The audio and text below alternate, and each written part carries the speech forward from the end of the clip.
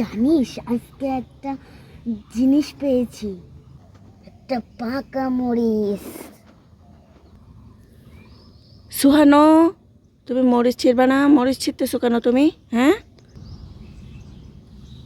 আম্মু এটা পাকা। তো পাকা হয়েছে তো কি হয়েছে? তোমার হাতে ঝাল লাগবে তো মা। তুমি তো বলছো মা, গাছে যা হয় তা পেকে গেলে মিষ্টি হয়, আর এটা তো পেকে লাল হয়েছে, খেতে অনেক মিষ্টি হবে। সবই তো বুঝলাম রে মা, মরিচের ক্ষেত্রে এই বিষয়টি সঠিক নয়।